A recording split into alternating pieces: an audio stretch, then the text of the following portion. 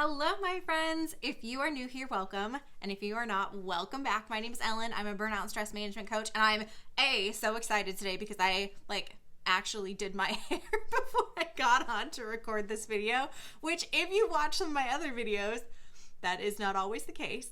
And I've also got my whole camera set up, so you actually get good video today. I'm sorry, I've been lazy recently, especially because so much of what I've been doing has been on my computer. I just haven't felt like setting up my setup, but I'm gonna hopefully be more on top of that moving forward. Today I'm really excited because I'm recording this a couple days before Christmas because I've been trying to get ahead on some of the videos that I want to put out, because I know for me, those few days before New Year's are the times that I'm really trying to get organized, really trying to get myself set up for success going into the new year. And I used to totally be somebody who just shit on New Year's. I would say, oh, it's just another day. Why do we treat it like this special day? But actually, I've been doing some work with someone who is a behavior change specialist recently. And they were talking about how, New Year's is actually legit. There's a lot, psychologically speaking, about New Year's that makes us feel like it is a restart. It is a fresh start. It is a clean slate. And that's kind of changed my tune when it came to my approach to New Year's.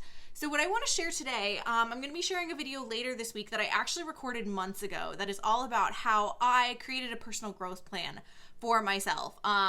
I think I just said personal growth plan, but I meant to say personal growth plan because I've seen that in so many different places. Make a personal growth plan for yourself, but they never tell you how to do it. So I kind of broke down how I did it. Is it the right way to do it? Perhaps not, but it is how I did it. And I'm going to be sharing that later this week. And in this video, what I'm going to be sharing is how I plan my New Year's to decrease stress and prevent overwhelm as best as I possibly can. That's something, obviously, as a burnout and stress management coach, is super on my mind. And that is what I wanted to share today. So we're going to be looking at 3 different ways that I plan and that I approach this to decrease stress and overwhelm in my life. We're going to be looking at my systems inside of Notion, so I'm getting that all set up. We're going to be also looking at how I do this inside of Google Calendar. And then lastly, we're going to be looking at my systems for how I do this using a actual physical system of wall calendars that is above my desk. So I'm going to be showing you that. No idea how I'm going to film it. It's going to be an adventure. But that is kind of the 3 systems that I use. So we're going to go ahead and we're going to take a look inside of Notion right now. So let's go ahead and do it. All right. Let's go ahead and do this. If I seem a little chipper or not particularly chipper, this is the 3rd time I've recorded this. I've been having massive technical issues today. I'm over it, but we're doing the damn thing. So here we're going to take a look into my systems in Notion. And a big part of my systems in Notion is making sure that I'm not scheduling too many goals any particular quarter. So I'm going to be sharing a video, as I already mentioned, later this week that is how I built a personal growth planner.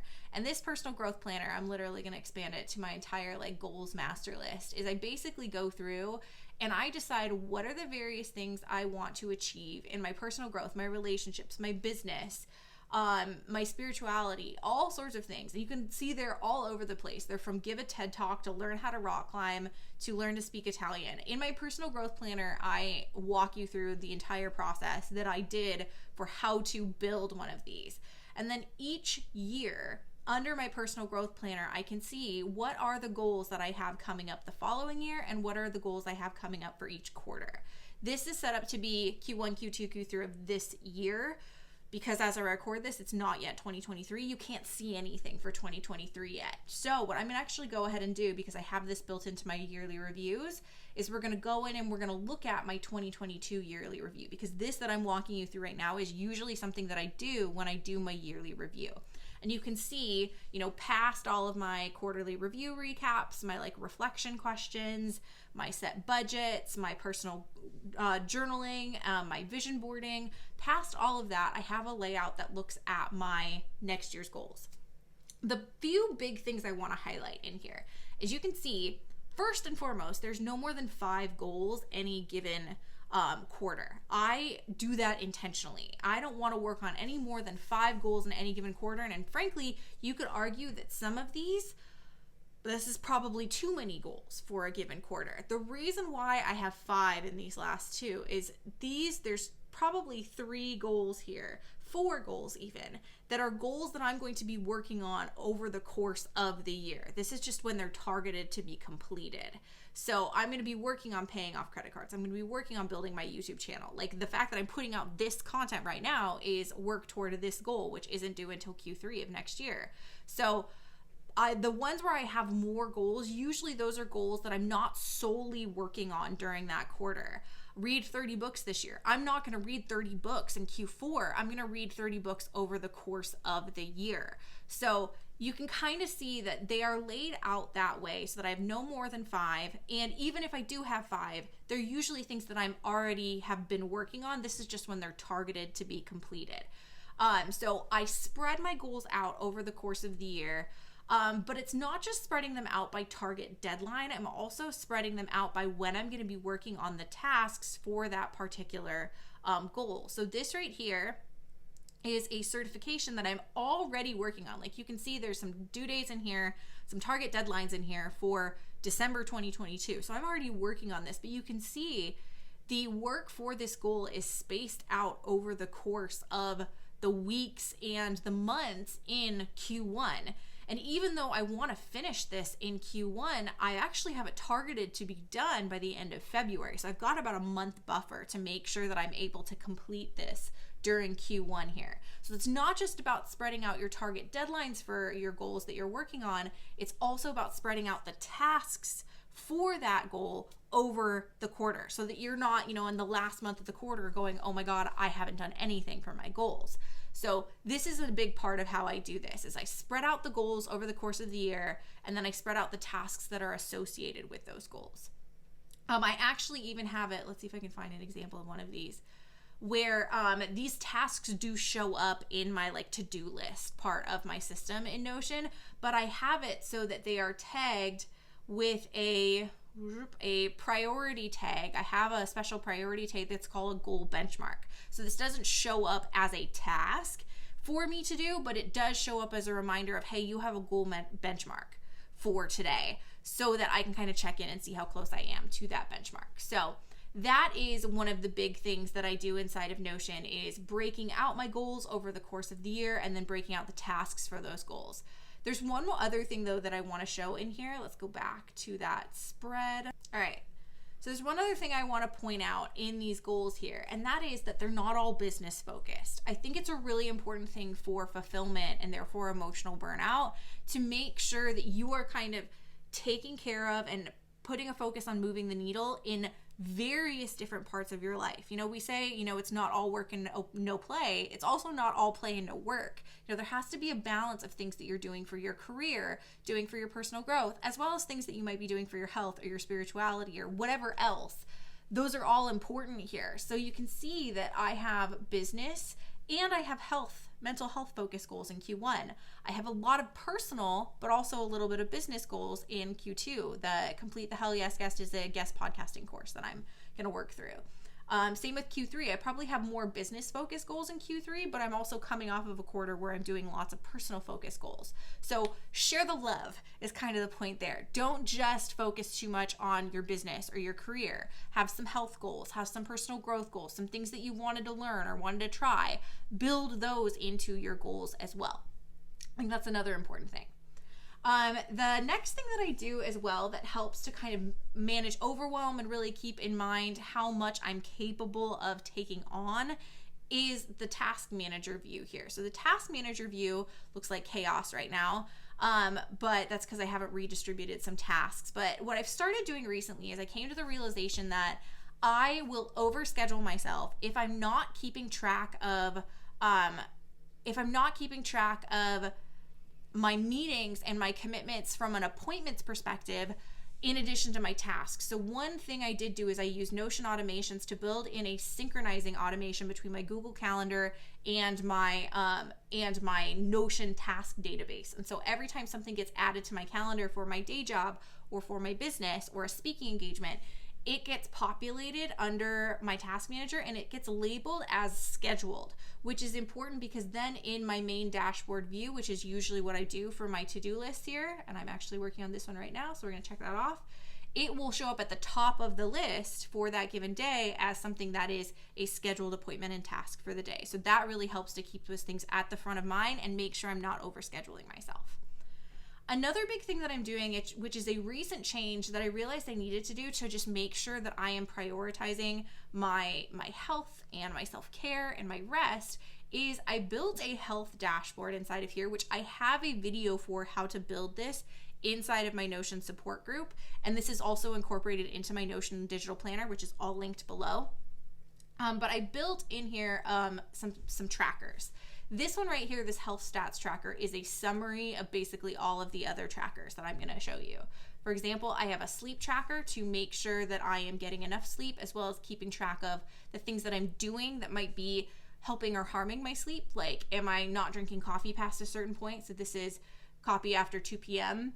Am I getting any sun that day? Did I take magnesium that day? Did I get in bed by 10? So those are some of the things that I'm tracking. And then I check in the morning and I say how I slept and how many hours in bed and time of sleep I have. So that's one of the things that I'm tracking, and that is built into this health stats kind of summary here. I also have been tracking my workouts and my rest. So not only how often I'm working out, how long I'm working out, and what I'm doing, but I've also been tracking my various types of rest and various types of self-care. This is something that I go into inside of my memberships, the different types of self-care and the different types of rest that we might need to help manage our burnout and manage our stress.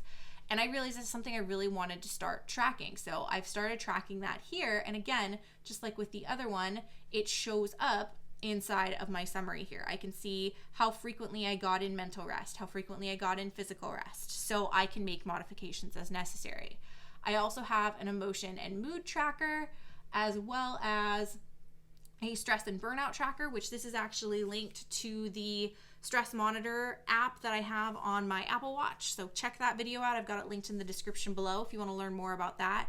It tells me whether I should pay attention, whether I'm overloaded that particular day. It works based on HRV, which is heart rate variability.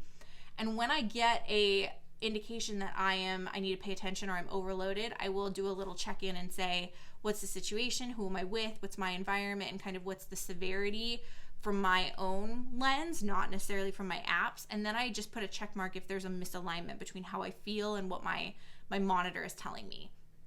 So I've been tracking that. And then the last thing is the fitness page. So I've got my workouts and my exercises. I also have a calorie counter and a food diary in here, which I don't use religiously yet, but I might in the future. So I have all of those things just to make sure I'm taking care of myself. And then the last thing that I want to show you here is I have something in here that helps me make sure I'm not overcommitting with something that is probably the biggest potential for overwhelming me in my business, which is the speaking side of my business. So in here, I built a new little calendar, which just like the other stuff is synchronized to my other tasks of the active speaking engagements I have coming up, the ones that are currently scheduled on my calendar, and then when they are in my calendar. So then I can see, do I have too many commitments happening? Do I have too many things on my schedule? Actually, I don't have anything for the first few months of 2023 yet. But I do have some later in the year. And this is really helpful because, for example, here, I don't think I would have realized this. I have this speaking engagement in Detroit, and then I actually realized that the few days after it, I'm going to be at a conference. So I really need to know that information ahead of time so then I can say, and kind of gauge how much recovery am I going to need before and after to be at my best at these events. Because contrary to what you see on the screen, I'm pretty introverted, and I do need some pretty epic recovery when I have a lot of socializing going on. So that is kind of my Notion systems and how I keep track of things in Notion. So what I want to do now is I want to pull up my Google Calendar, because this is probably the next big part of my system, is this Google Calendar thing. And really, as I've already mentioned, I have a synchronization that happens between my Google Calendar and my task manager to bring in the events that I have going on in my calendar. But probably the biggest thing that I think of and how I think of a calendar is yes, meant to help you schedule things and coordinate stuff with other people, but it's also meant to protect the time that you're not working. And that is really, really important to me. So anytime I have something happening for self-care, for my social time, or I'm going to be out of town, I put it into my calendar because I want to make sure I protected that time. So like, for example, I know it's Christmas break next week, but I put it in my calendar so that nobody can schedule me. This is also really nice if you use a calendaring system like Calendly or a lot of others. I actually use Practice for my business, which is a new one on the scene that you should definitely check out. And I like it because it syncs up to those systems and it tells them, hey, she's not available for scheduling. So it also blocks it off in those systems without you having to do anything. Same thing with the CEO weekend. So anytime I have a time when I'm going to be out of office and I do not want to be scheduled, I go into Google Calendar, I click over to where it says out of office, and you can see here, this is one of my favorite features of this. It says automatically decline meetings, and you can say whether you want to do that for only new meetings or for new and existing meetings. And then you can build in a message that you send when you set this up as well. So anytime I have that, I want to be out of town, I don't want to have any meetings, I set that up. You can also see in here, this is the first week of January, I put my morning routines on my calendar, I put my workouts on my calendar, and I put my decompress time. Even when I have, let's actually go back into like October. Actually not October. You can even see in here, I have it in here that I was meant to go to do some co-working with my friend. I put that in there and I blocked it out as social time because the same way with my out of office, it recognizes that in all of my systems as kind of a reminder of she's not available then, and it blocks it off to anybody who's trying to schedule with me. So I really appreciate and like this about Google Calendar because I think it's important for us to not only have things take up space in our calendar for the things that we want to prioritize and do to take care of ourselves, but I also think it's really, really important that we protect that time from other people potentially scheduling over it, which is why I block out so much social and so much self-care time in my calendar. So this is another big part of my systems, is to block out and protect that time that I don't want to be working. The last part of my systems, and this is the part that I'm kind of winging it in terms of how to film, is my wall calendars. I'm literally going to cut off my head to film a lot of this probably, but I have 6, actually I have 7 because I have one that's behind my head where I keep track of everybody that's enrolled in my membership, but I have these big wall calendars that I got at Target that they go right above my desk. And this is kind of my rationale with these calendars is Notion is great for the day-to-day, week-to-week task management, even month-to-month task management. Google Calendar is great for scheduling and blocking off that time, as I've kind of already mentioned. But for me personally, I find that I really, really like having a system where I can see long-term into the future. I can see if I have, a lot of social commitments coming up, I have a lot of speaking engagements coming up, and I want to be able to see that far out into the future. So if I have launches and then I have 2 speaking engagements back to back, I can properly prepare for that. And I sometimes feel like Google Calendar and even Notion, as much as I love Notion, they don't give us that 6 months into the future view. They don't give us that ability to look at our calendar and say, okay, am I building in that kind of seasonality into my business? Am I giving myself a rest season? Am I giving myself a hustle season? And having these 6 calendars above my desk really, really helps me to give that big picture, that long-term into the future view of everything that I have going on, so I can properly plan for not only getting the things done, but also recuperating from those things. So in these calendars, really it's very, very simple. I use sticky notes to keep track of events, and then I have a focus of the month and any of the projects that I'm working on. I haven't fully decided on those things yet, which is why they're still kind of empty, but I do have, some of the stuff that's coming up for my students, like the May SAT and the June SAT and ACT. I've got those in there. So I have sticky notes to kind of indicate the really, really big events so that I can properly plan for that stuff. So that is it. That is how I plan for 2023 to decrease stress and overwhelm as much as humanly possible. And really, if there's any way to kind of summarize everything that I've done here, it's to really, really be aware. My Notion systems, my Google Calendar, even my whiteboards that are above my desk, they're all really meant to help me be aware of everything that I have coming so that I can ask myself, am I prepared to handle all of this? Am I giving myself as much recovery as I can to be able to handle all of this? And sometimes the answer will be no, and that's when I know I need to go in and I need to make modifications to my target deadlines for my goals, to the tasks that I have going on, to when I'm planning on launching. Maybe I need to make some modifications to the goal game plan that I set at the beginning of the year to accommodate life. And that is really what this allows me to do. So I do this all at the beginning of the year. And then, as I've already kind of hinted at in other videos, I do monthly, weekly, quarterly reviews over the course of the year. And during those times, that's really when I sit down and I allow myself to make modifications. I think it's important for us to realize you're probably not going to get it right the first time you sit down and do this. Plan A might not always work, but that's okay. That's why there's plan B, plan C, plan D, so that we can make those modifications and really make sure we're meeting ourselves where we're at. So if you enjoyed this video, please do not hesitate to hit that like and that subscribe button. If you've got any questions about my systems or anything that I didn't address that you're wondering about, go ahead and drop a comment below. But with that, everything that I talked about today, the other videos that I referenced, my Notion digital planner is all linked in the description below. So check all of that out. And I hope you have an amazing rest of your week, a great new year, and I will talk to you soon. Bye.